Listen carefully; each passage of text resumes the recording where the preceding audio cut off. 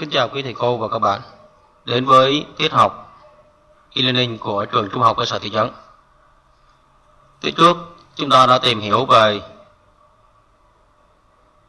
những kiến thức cơ bản mở đầu của hóa học. Thì bắt đầu từ tiết này trở đi, chúng ta sẽ tìm hiểu về những chất cụ thể, và những chất này có thường trong đời sống chúng ta, có mối quan hệ chặt chẽ với đời sống. Nó không thể thiếu trong đời sống. Nếu thiếu nó thì sự sống trên đất sẽ chấm hết.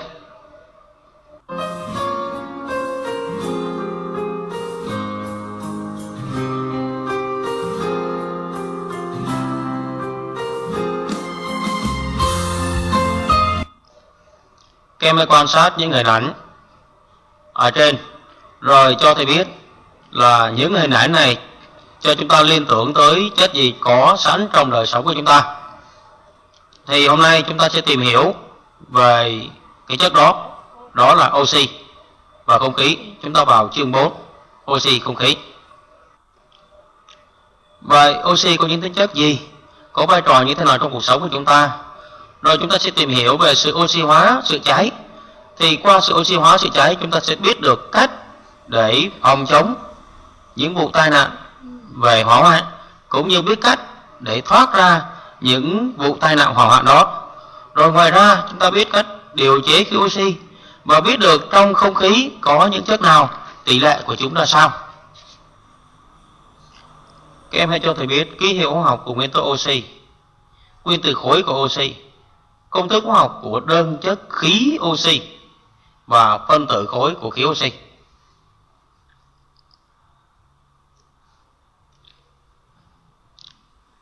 Ký hiệu học của oxy là O, nguyên tử khối là 16.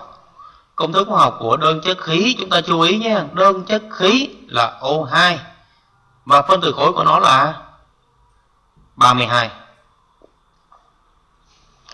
Chúng ta hãy quan sát cái sơ đồ về tỷ lệ phần trăm về khối lượng các nguyên tố trong vỏ trái đất. Chúng ta chú ý là vỏ trái đất nha. Vậy chúng ta nhận xét gì về thành phần, về khối lượng của nguyên tố oxy trong vỏ trái đất? Oxy chiếm bao nhiêu phần trăm? 49,4%. Như vậy nó chiếm gần một nửa rồi. Như vậy từ đây chúng ta biết được là oxy là nguyên tố hóa học phổ biến nhất của vỏ trái đất. Nó chiếm là 49,4%. Vậy chúng ta hãy quan sát, tìm hiểu về tính chất vật lý của oxy. Bây giờ mỗi một nhóm sẽ nhận một lọ khí oxy, và các em sẽ làm cho thầy những việc sau đây. Thứ nhất là quan sát để nhận xét màu sắc của khí oxy. Sau đó, sau khi quan sát xong, chúng ta mở nhẹ cái lọ khí oxy ra, rồi đưa tay phẩy nhẹ thôi. Chúng ta chú ý là phẩy nhẹ thôi nha. Chúng ta không đưa lỗ mũi vào sát lọ oxy, mà chỉ để phẩy nhẹ là chúng ta sẽ nhận xét, ngửi được cái mùi oxy. Vậy chúng ta hãy làm và cho thầy biết oxy có màu gì và nó có mùi gì. Vậy oxy màu gì? Oxy là chất khí không màu, oxy không có mùi. Như vậy oxy là chất khí không màu, không mùi. Rồi vậy chúng ta chú ý nè, 1 lít nước ở nhiệt độ 20 độ C, tức là điều kiện thường, nó có khả năng hòa tan được 31 ml khí oxy. Trong khi đó thầy lấy một ví dụ khác như là khí ammoniac, thì 1 lít nước có thể hòa tan được 700 lít khí ammoniac. Như vậy chúng ta so sánh coi độ tan của khí oxy với khí ammoniac nó chênh lệch như thế nào. Một cái là 31 và một cái là 700 lít. 31 ml và 700 lít thì nó như thế nào? Quá nhỏ. Vậy oxy tan như thế nào trong nước? Rồi cái thứ hai, khí oxy có phân tử khối là 32 RBC. Vậy m lớn, khối lượng mol của oxy cũng là 32. Trong khi đó khối lượng mol của không khí là 29. Vậy oxy nặng hơn hay nhẹ hơn không khí? Vậy chúng ta trả lời cho thầy hai ý. Thứ nhất, khí oxy như thế nào trong nước, và khí oxy như thế nào so với không khí. Vậy khí oxy tan rất ít trong nước, và khí oxy nặng hơn không khí. Chúng ta quan sát hình ảnh sau. Chúng ta quan sát cái hình trên màn hình của chúng ta là khí oxy lỏng. Xin lỗi, oxy lỏng chứ không phải khí nha. Oxy hóa lỏng. Ở đây chúng ta không có quan sát thực tế được khí oxy hóa lỏng. Vì oxy hóa lỏng ở nhiệt độ rất là thấp, tới âm 183 độ C, mà chúng ta mang ra môi trường bên ngoài này là nó không còn hóa lỏng nữa. Như vậy quan sát hình ảnh cho thầy biết oxy lỏng có màu gì. Vậy màu sắc oxy là màu xanh nhạt, oxy lỏng màu xanh nhạt. Vậy từ đây rút ra cái kết luận về tính chất vật lý của oxy. Oxy là chất khí không màu, không mùi, ít tan trong nước, nặng hơn không khí, hóa lỏng ở âm 183 độ C, và oxy lỏng có màu xanh nhạt. Chúng ta nhớ với thầy, thứ nhất là màu, mùi, độ tan trong nước, nặng hay nhẹ hơn không khí, hóa lỏng ở bao nhiêu độ C, đó là tính chất vật lý của oxy. Rồi chúng ta vừa tìm hiểu xong tính chất vật lý của oxy, bây giờ chúng ta sang phần tiếp theo, tìm hiểu tính chất hóa học. Chúng ta nhớ cho thầy là bất kỳ một chất nào nó cũng hai là tính chất, đó là tính chất vật lý và tính chất hóa học. Vậy chúng ta tìm hiểu về oxy cũng vậy, phải tìm hiểu về tính chất vật lý và tính chất hóa học. Chúng ta sang phần 2, tính chất hóa học của oxy. Vậy oxy có thể tác dụng được với phi kim. Chúng ta hãy cùng làm thí nghiệm. Rồi làm ở đây này.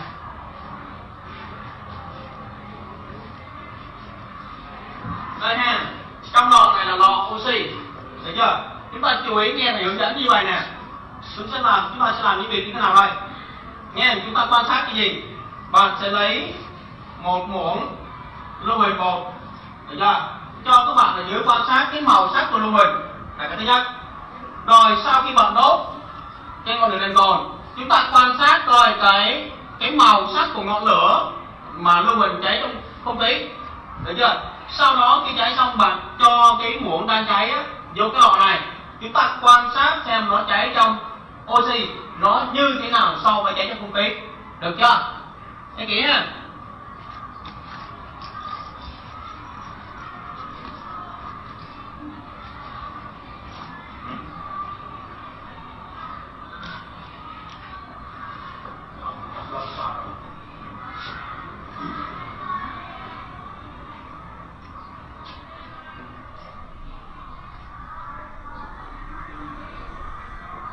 Rồi làm đi.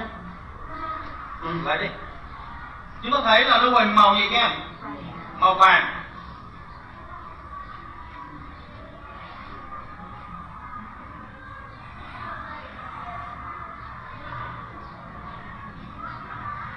Đây là cái nền màu đen này. Nền như này là màu đen này. Các bạn nhìn thấy dễ. Chúng ta nhìn không qua cái nền màu đen nó sẽ thấy rõ hơn cái màu ngọn lửa.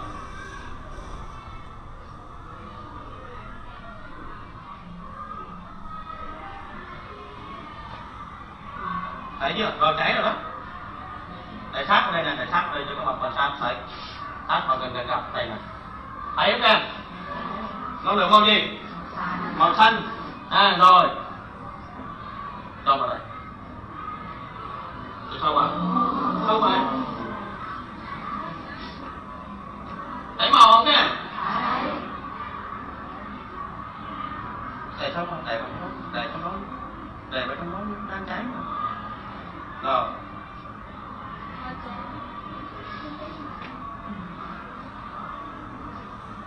Rồi bây giờ bạn tắt đèn cồn như thế này.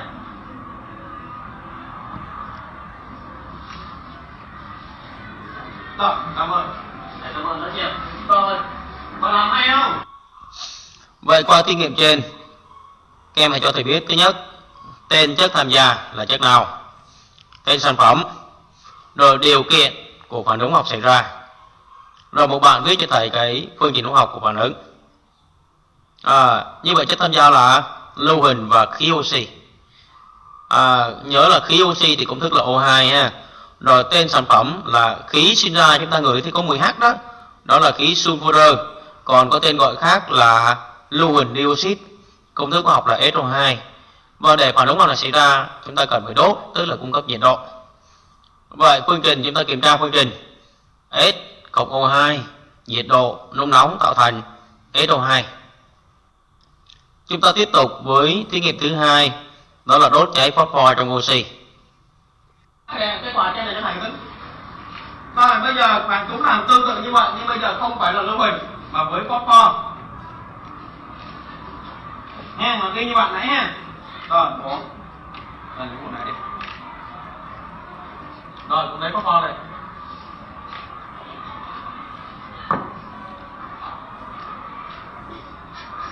Ít khó, nhiều dữ đấy. Rồi. Chúng ta cũng quan sát ghi nhận lại cái hiện tượng phosphor cháy trong oxy như thế nào. Được chưa? Cháy trong không khí thì sao, còn cháy trong oxy như thế nào?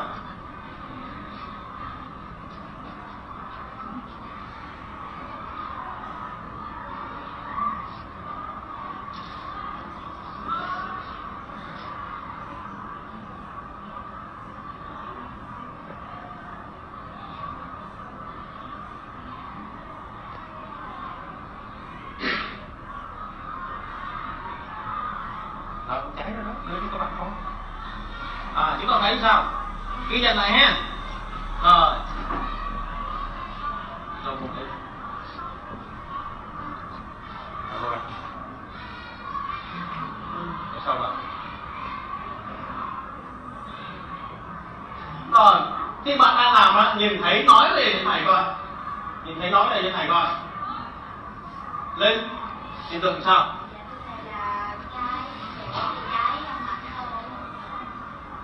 Lửa cháy trong oxy mạnh hơn trong không khí.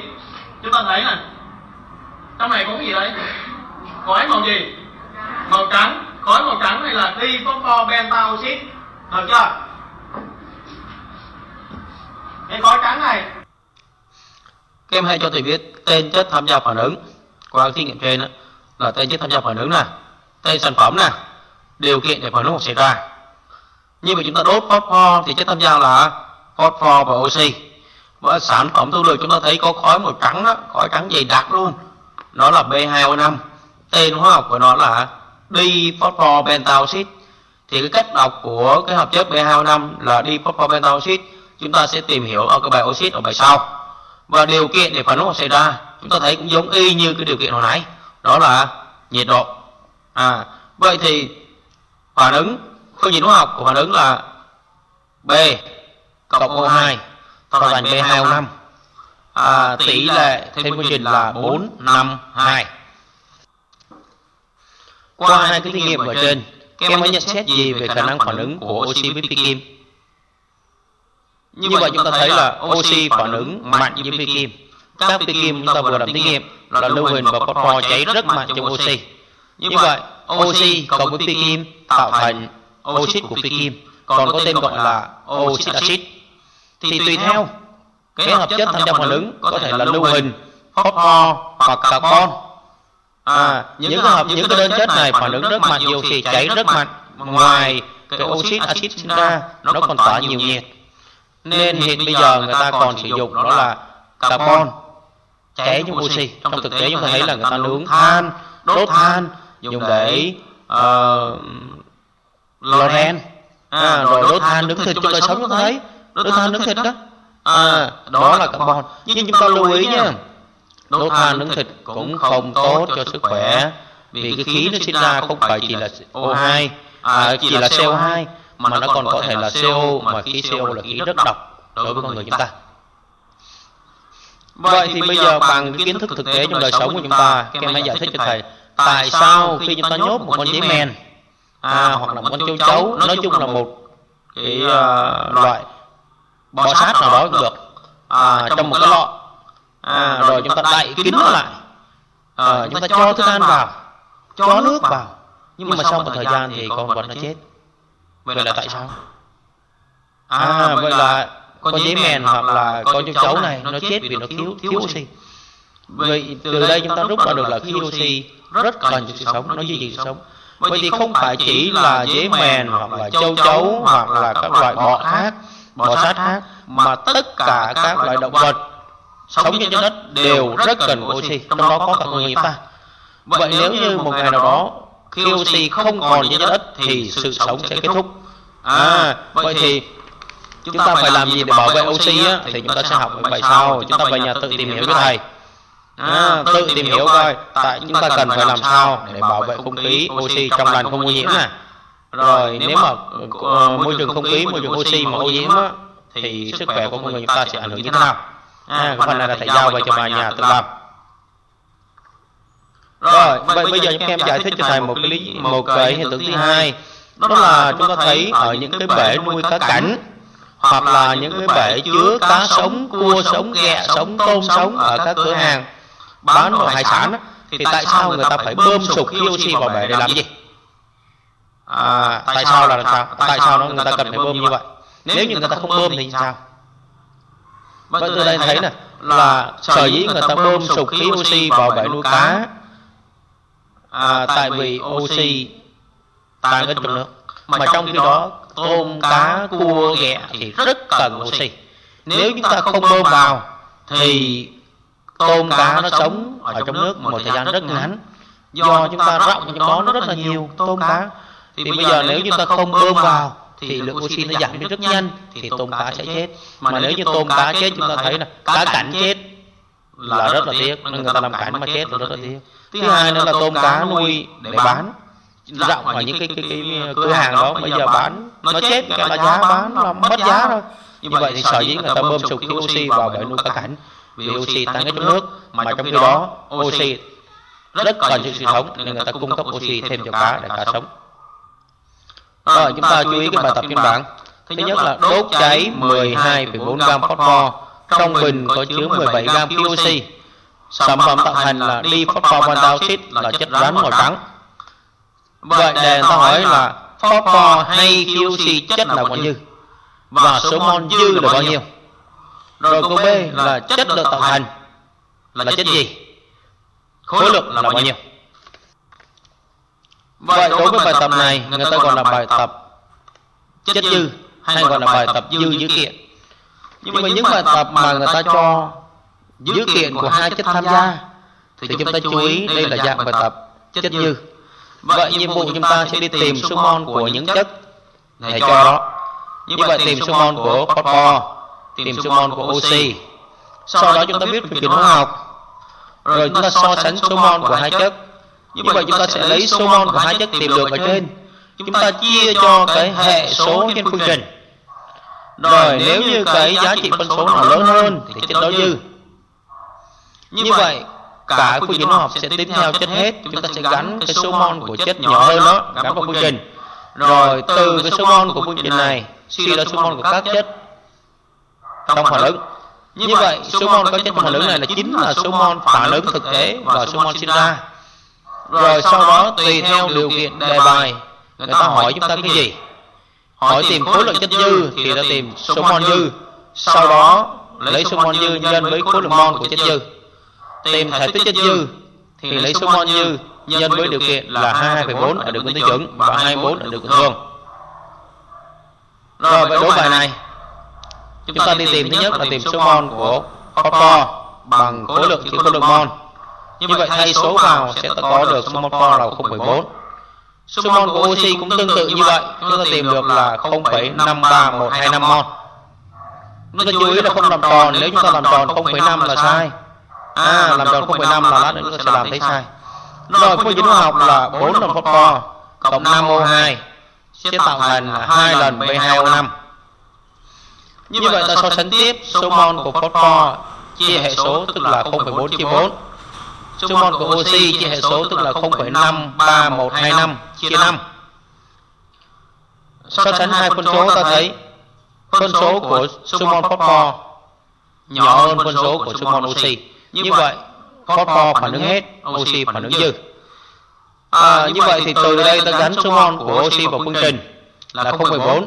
Như vậy phương pháp nhân chéo chia ngang tìm được số mol của oxy là 0,4 nhân 5 chia 4. Chúng ta có số mol là 0,5 mol. Vậy số mol oxy phản ứng là 0,5 và đề cho là 0,53125. Như vậy chúng ta muốn tìm số mol oxy dư sẽ lấy số mol oxy đề cho là 0,53125 trừ số mol của oxy phản ứng là 0,5, ta bằng là 0,03125 mol. Vậy thì ở đây đối với đề này người ta chỉ hỏi là số mol chất dư là bao nhiêu thôi. Còn nếu như đề người ta hỏi là khối lượng dư bao nhiêu thì chúng ta tính tiếp, hoặc là thời tiết dư bao nhiêu người ta tính tiếp ha. Rồi câu B người ta hỏi là chất tạo thành là chất gì? Theo phương trình chất tạo thành là B2O5. Như vậy theo phương trình ta có số mol của phosphor nó chỉ bằng nửa lần số mol của B2O5 bằng một nửa lần số mol của phosphor thôi. Như vậy số mol của B2O5 nhân chéo chia ngang bằng 0,4 nhân 2 chia 4 bằng 0,2 mol. Như vậy ta có tìm tiếp theo khối lượng của B2O5 bằng khối lượng mol của B2O5 nhân N, tức là số mol của B2O5. Thay số vào ta có là 142 nhân 0,2, giá trị chúng ta có là 28,4. Vậy đáp án của chúng ta đối với bài này là số mol oxy dư 0,03125 và khối lượng của chất tạo thành B2O5 bằng 28,4 gram. Rồi vậy các em hãy về nhà làm cho thầy những việc sau đây. Thứ nhất, đối với tiết học này thì chúng ta học lại cho thầy cái tính chất vật lý của oxy về trạng thái màu, mùi, tính tan, độ tan, nhiệt độ, hóa lỏng, màu sắc hóa lỏng, nó là về tính chất vật lý. Về tính chất hóa học thì xem lại thầy hai cái tính chất đó là oxy cháy, oxy tác dụng với phosphor, oxy tác dụng với lưu huỳnh. Rồi các em làm cho thầy bài tập số 5. Bài tập số 5 sách giáo khoa trang 84. Đối với tiết sau, các em hãy xem cho thầy cái tính chất của oxy tiếp theo đó là tác dụng với kim loại. Vậy chúng ta liên hệ thực tế, chúng ta quan sát về nhà để ý quan sát là người ta hàn kim loại, hàn sắt, đặc biệt là hàn sắt, hàn điện đó. Nhưng chú ý là không nhìn trực tiếp nha, không nhìn trực tiếp vì ánh sáng nó rất là sáng thì nó rất là hại mắt. Như vậy chúng ta quan sát còn người ta hàn đó, thì cái hiện tượng thấy như thế nào. Rồi thêm một cái nữa là chúng ta quan sát cho thầy là những cái bếp ga nó cháy, khi người ta bật ga lên cháy thì ga nó cháy như thế nào. Đó là về cái tiết học của tiết sau. Tiết học đến đây là hết. Rất cảm ơn quý thầy cô và các em đã tham dự.